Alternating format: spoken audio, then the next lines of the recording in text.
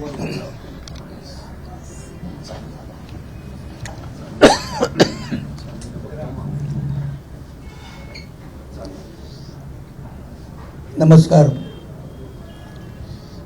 इथे आलेल्या सर्व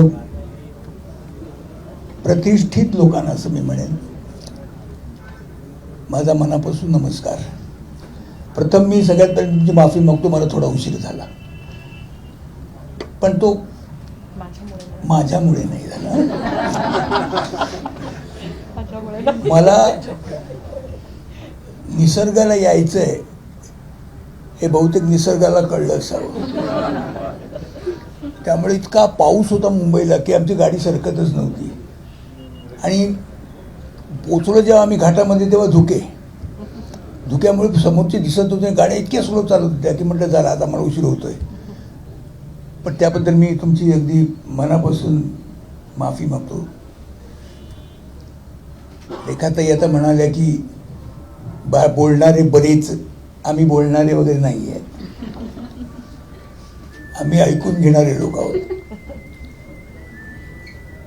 माझाच फोन वाजतो वाटतं.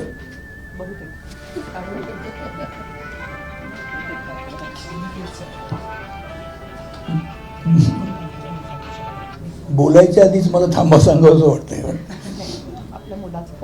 पण मी खरंच मी आज म्हणजे मला एक बंद करून टाक.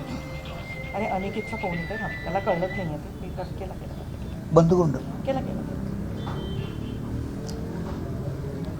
आज मी बरीच वर्ष मी आज इकडे निसर्गाला येतोय. मला आवडतं आहे निसर्ग, का कोणास ठाऊक. एखाद्या वेळेस मी असं असेल की रेखाताईंची अगत्य करण्याची पद्धत असेल तर तसंही असू शकतं. इकडचं जेवण तेही असू शकतं.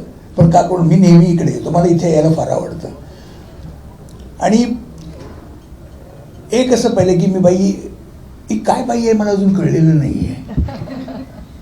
कुठल्या प्रकारची बाई आहे ही म्हणजे सतत कामात असते ही, मला काही समजत नाही हिचं काही. ही येते, आम्हाला भेटते, आम्ही जेव्हा जेव्हा येतो मी आणि निर्मिती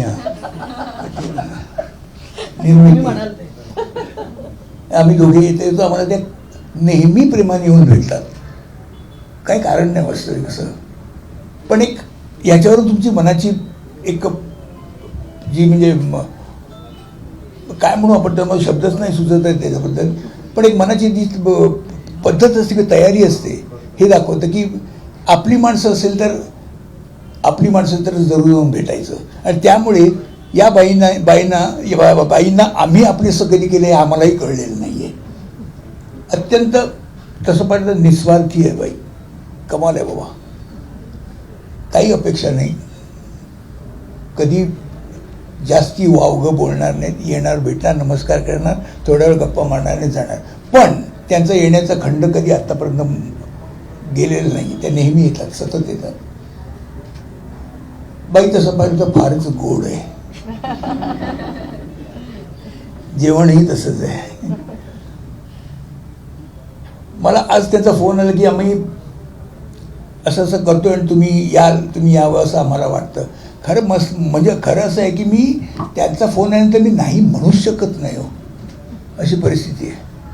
मी कुठल्याही परिस्थिती आणि काही असलं तरी मी येत नाही, मला वेळ नाही असं मी सांगूच शकत नाही त्यांना, अशी परिस्थिती आहे. त्यामुळे मी शूटिंग मिटिंग सगळं थांबवून आज मी त्यांच्याकडून रजा काढून मी इथे मुद्दाम आलोय. कारण ज्या अगत्याने त्या बाई आमच्याकडे येऊन आम्हाला भेटण्याचं अगत्य दाखवलं, त्याप्रमाणे मला तसं वागलंच पाहिजे. आणि तसं नाही वागलं तर मी फार कृतज्ञ ठरेन, म्हणून मी निश्चित आलो इथे. आजपर्यंत चांगलं जेवण आम्हाला देऊन त्यांनी एकंदर या हॉटेलच्या नादाला लावलेलं आहे. कारण पहिलं नाव सुचतं तर इकडे. मी एक दिवशी असं झालेलं आहे की मला एक अचानक पार्टी द्यायची होती आमच्या सगळ्या पार्टी, म्हणजे त्यांना आम्हाला सगळ्यांना पार्टी द्यायची आमच्या फिल्मच्या लोकांना. तर रात्री कुठे करायचं, तर रात्री आम्ही फोन केला आणि त्या बाई आजारी होत्या, त्यांची तब्येत बरी नव्हती, तरी देखील त्यांनी इकडे आम्हाला फक्त इकडे यायला दिलं, हे खरं म्हणजे मी तर आयुष्यात हे कधी विसरू शकत नाही. अशी गोष्ट सहसा होत नाही, असं कोणी करत नाही. पण मी तर असं म्हणेन की ही बाई बघितल्यानंतर मी म्हणजे वागतोच खाली असा. मी असा नमस्कार करू शकत नाही या बाईला कधी. मी असाच मला करावा लागतो. इतकी ती बाई फार ग्रेट आहे, ग्रेट असं मी म्हणेन. बऱ्याच जणांना याचा अनुभव आला असेलच.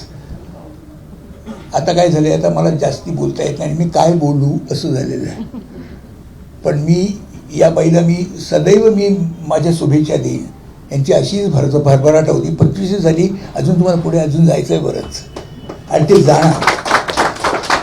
कारण यांचा जो एकंदर बिझनेस आहे हा बघितला तर असं वाटतं की एकदा आलेला माणूस इकडे परत कधी येणार नाही असं होणारच नाही आहे.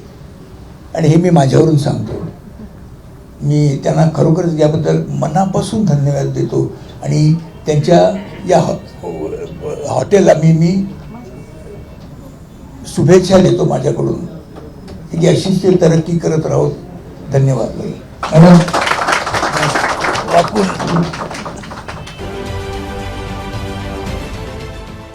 देश विदेशातील प्रत्येक घडामोडींचे लाईव्ह अपडेट मिळवण्यासाठी आता साम टीव्हीच्या सर्व सोशल मीडिया प्लॅटफॉर्मला लाईक, फॉलो आणि सबस्क्राईब करा. तसंच सर्व नोटिफिकेशनसाठी बेल आयकॉन प्रेस करायला विसरू नका.